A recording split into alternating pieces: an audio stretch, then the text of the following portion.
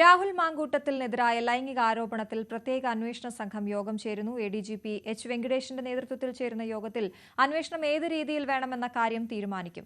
ആരോപണങ്ങൾ ഉന്നയിച്ചവരുടെ മൊഴിയെടുക്കൽ ഒരാഴ്ചയ്ക്കകം പൂർത്തിയാക്കാനാണ് ആലോചന. അതേസമയം വ്യാജ തിരിച്ചറിയൽ കാർഡ് കേസിൽ രാഹുൽ അന്വേഷണ സംഘത്തിന് മുൻപാകെ ഹാജരാകാത്തതിനാൽ വീണ്ടും നോട്ടീസ് നൽകും. വ്യാജ തിരിച്ചറിയൽ കാർഡ് കേസിലെ മൂന്നാം പ്രതിയുടെ മൊബൈൽ ഫോൺ പരിശോധിക്കുന്നതിനിടയിൽ രാഹുൽ മാങ്കൂട്ടത്തിന്റെ പേര് പരാമർശിക്കുന്ന ശബ്ദ സന്ദേശം അതിൽ നിന്ന് ലഭിച്ചതോടെയാണ് രാഹുൽ മാങ്കൂട്ടത്തിന്റെ ഈ കേസുമായി ബന്ധപ്പെട്ട ഇന്ന് ക്രൈംബ്രാഞ്ച് ആസ്ഥാനത്ത് ചോദ്യം ചെയ്യാനെത്താനുള്ള നിർദ്ദേശം അന്വേഷണ സംഘം നൽകിയത്. പക്ഷേ തനിക്ക് നേരിട്ട് നോട്ടീസ് നൽകിയിട്ടില്ല എന്ന കാരണം ചൂണ്ടിക്കാണിച്ചാണ് രാഹുൽ മാങ്കൂട്ടത്തിൽ ചോദ്യം ചെയ്യലിന് ഹാജരാകാതിരിക്കുന്നത് എന്നാണ് സൂചന. അതോടൊപ്പം പുറത്ത് ഇറങ്ങിയാൽ തിരുവനന്തപുരത്തേക്ക് എത്തുന്നതിനിടയിൽ ഉണ്ടാകാൻ സാധ്യതയുള്ള പ്രതിഷേധങ്ങൾ കൂടി കണക്കിലെടുത്തുകൊണ്ടാണ് ഇങ്ങനെയൊരു തീരുമാനത്തിലേക്ക് എത്തിയതെന്നാണ് പുറത്തുവരുന്ന വിവരങ്ങൾ. അതേസമയം നടപടിക്രമങ്ങൾ പൂർത്തിയാക്കേണ്ടതിനാൽ അന്വേഷണ സംഘം വീണ്ടും ഒരു നോട്ടീസ് കൂടി നൽകും.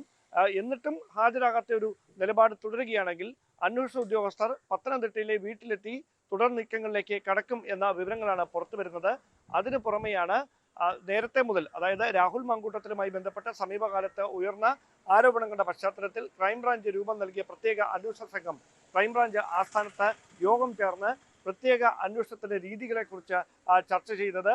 ഇതുമായി ബന്ധപ്പെട്ട് ഏത് തരത്തിലായിരിക്കണം ഈ തുടരന്വേഷണം നടത്തേണ്ടത്, മൊഴി രേഖപ്പെടുത്തേണ്ടത് എങ്ങനെയാണ്, അതടക്കമുള്ള കാര്യങ്ങളിലാണ് ഒരു വ്യക്തത വരുത്തുന്നത്. അതിനു പുറമെ മാധ്യമങ്ങളിലൂടെ പരസ്യമായി ആരോപണങ്ങൾ ഉന്നയിച്ച് രംഗത്തെത്തിയ 3 പേരുടെ മൊഴി ആദ്യഘട്ടത്തിൽ രേഖപ്പെടുത്തും. അവിടെ പ്രധാനമായി റിനി എന്ന തുടക്കമിട്ട വിവാദമാണ് പിന്നീട് അങ്ങോട്ട് മറ്റുള്ളവർ ഏറ്റുപിടിക്കുകയും പരസ്യ പ്രതികരണങ്ങളുമായി രംഗത്തെത്തുകയും ചെയ്തത്.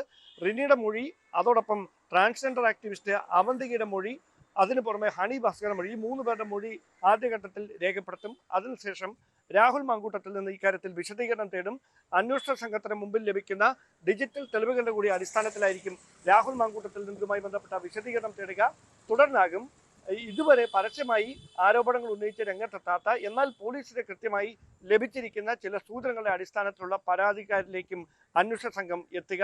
എത്രയും പെട്ടെന്ന് ഈ മൊഴിയെടുക്കുന്ന അടക്കമുള്ള നടപടികൾ പൂർത്തിയാക്കാനുള്ള നീക്കമാണ് അന്വേഷണ സംഘം നടത്തിക്കൊണ്ടിരിക്കുന്നത്. അതേസമയം രാഹുൽ മാങ്കൂട്ടത്തിനെതിരെ ഗൂഢാലോചന നടന്നു എന്ന ആക്ഷേപമാണ് രാഹുൽ മാങ്കൂട്ടത്തിലുമായി ബന്ധപ്പെട്ട കേന്ദ്രങ്ങൾ ഉന്നയിച്ചുകൊണ്ടിരിക്കുന്നത്. അത് തെളിയിക്കാനുള്ള എന്തെങ്കിലും രേഖകൾ രാഹുലിന് കൈമാറാനുള്ള അവസരവും അന്വേഷണ സംഘം നൽകും. പ്രാഥമികമായി ഈ മൊഴിയെടുക്കുന്ന നടപടികൾ ഒരാഴ്ചക്കകത്ത് പൂർത്തിയാക്കാനുള്ള ഒരു തീരുമാനമാണ് അന്വേഷണ ഉദ്യോഗസ്ഥരുടെ ഭാഗത്തു നിന്ന് നടക്കുന്നതെന്ന വിവരങ്ങളാണ് പുറത്തുവരുന്നത്. രാഹുൽ മാങ്കൂട്ടത്തിൽ MLA സ്ഥാനം രാജിവെക്കണമെന്നാവശ്യപ്പെട്ട് BJP നടത്തിയ മാർച്ചിൽ സംഘർഷം. പോലീസ് ജലപീരങ്കി പ്രയോഗിച്ചു. MLA ഓഫീസിന് 100 മീറ്റർ അകലെ വെച്ച് മാർച്ച് പോലീസ് തടഞ്ഞു. തുടർന്ന് അക്രമാസക്തമാവുകയായിരുന്നു.